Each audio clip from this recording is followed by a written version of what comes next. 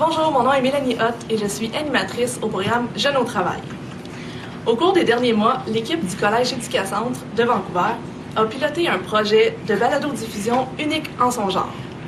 Pour une dizaine de jeunes francophones du programme Jeunes au travail, il s'agissait de créer de courts vidéo-reportages que nous avons par la suite publiés sur un site de balado-diffusion francophone accessible à tous sur Internet. Ce site a été spécialement conçu pour l'occasion et, à date, il a rejoint au-delà d'une centaine de personnes partout au pays.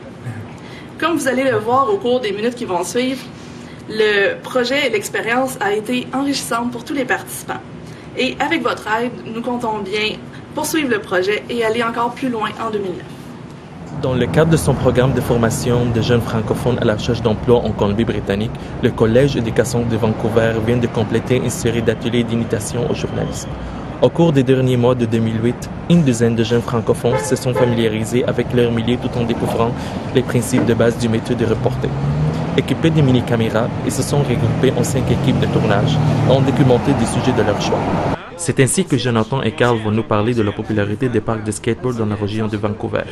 Christopher et Jasmin se sont rendus dans le parc Stanley découvrir ce qui reste des ravages causés par la tempête de 2007. Luigi et Inès nous parlent de l'apport des organismes francophones de la Colombie-Britannique pour venir en aide aux nouveaux arrivants à la recherche d'emploi. Asma et Chouette nous représentent une garderie musulmane à Vancouver. Et Ali et Anita s'étendent de la popularité des boutiques de consommation de marijuana au centre-ville de Vancouver. L'île des Oiseaux, qui est une garderie prématernelle et maternelle, a ouvert ses portes en septembre 2007. Elle garde les enfants de différentes nationalités, telles que les francophones, les arabes et les anglophones. Faiza, monitrice qui travaille là, dit « Un programme Montessori est donné dans plusieurs langues, comme le taïwanais, le mandarin, l'anglais et l'arabe, mais la base est le français. » J'ai appris beaucoup de choses, la recherche, la découverte, l'objectivité dans le reportage et l'esprit journalistique, la chose la plus importante. Un groupe de planchistes amateurs de la région de Vancouver reproche à la ville de traîner la patte.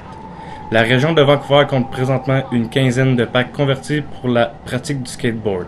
Mais les amateurs de ce sport reprochent à la ville de les avoir abandonnés au cours des dernières années. Avec notre vidéo qu'on a faite, j'ai pas mal été étonné du résultat qu'on a eu, qui était pas mal merveilleux de nos fameuses vidéos qu'on a faites. Le business de la marijuana est plus rentable que celui du blé, du bétail ou du bois d'œuvre.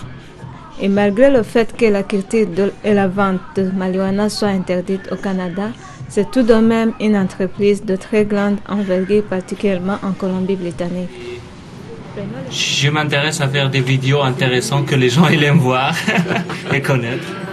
C'était très enrichissant, une belle expérience, travailler en français, ça nous a appris ce qu'est le métier de journaliste, ce qui n'est pas facile.